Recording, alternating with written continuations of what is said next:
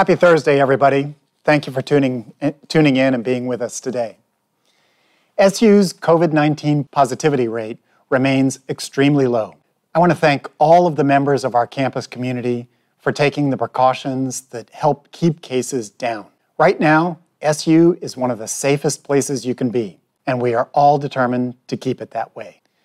As we move into the end of October, it's important to remember that one of the keys to our success is vigilance in avoiding large gatherings and parties. I know many of you are excited to celebrate Halloween, and I'm encouraging you to be thoughtful and creative in doing so. It's a great opportunity to do something fun with your pod or with your immediate family, but don't let your guard down. In all cases, please remember to wear masks, maintain physical distancing, practice good hand hygiene, and follow all other health and safety precautions. Now, regarding testing, SU's requirement for COVID-19 testing every 30 days will continue for the remainder of the semester. Due to Thanksgiving and winter breaks, testing dates will be somewhat limited in December and November. All students, faculty, and staff who plan to be on campus will need to be tested immediately following Thanksgiving break. Reservations are now open, so make your reservations soon.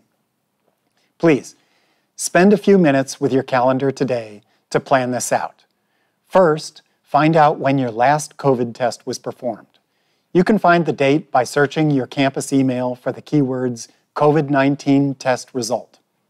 You must have another test within 30 days, or you will not be cleared to come to campus, even if you have to attend a required lab or class or take an exam.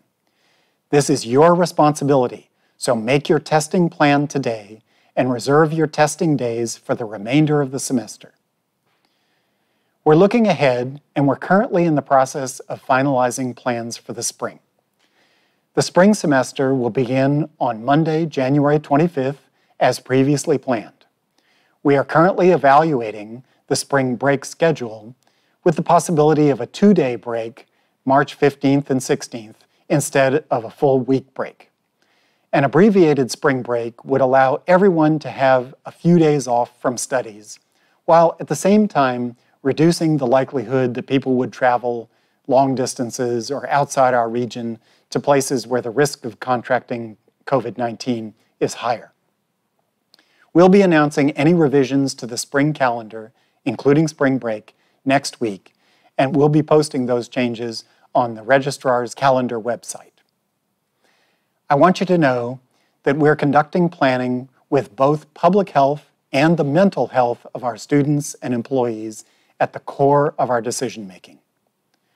For students who need help with stress release, anxiety, or other factors, please know that the Counseling Center, Student Health Services, and Campus Health are there for you.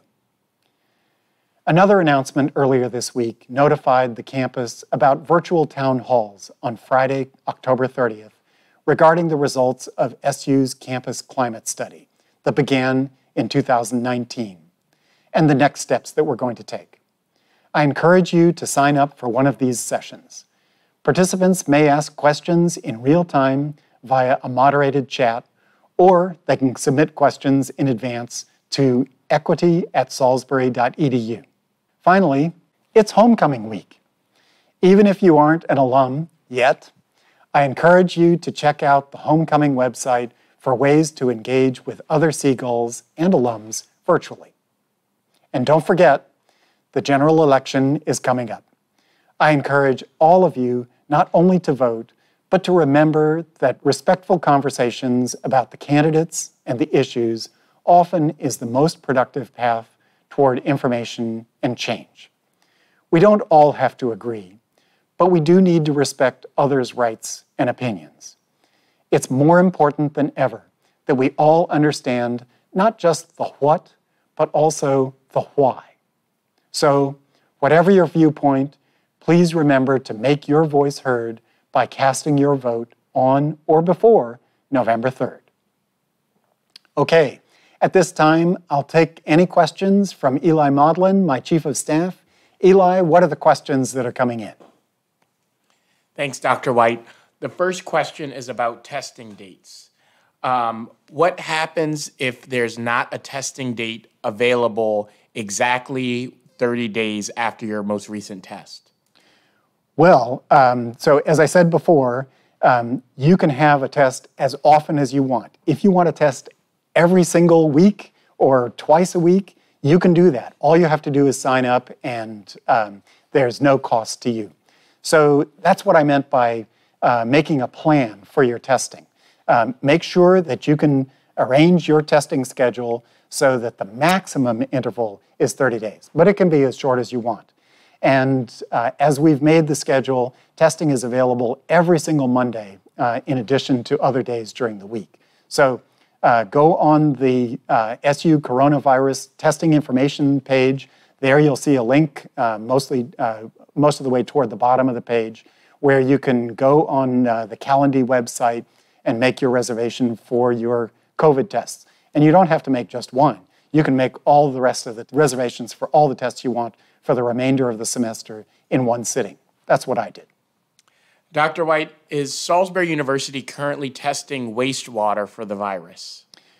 We are not. There was a pilot test run last summer, but we decided to do the regular testing of students and faculty as the most reliable way of monitoring the presence of COVID.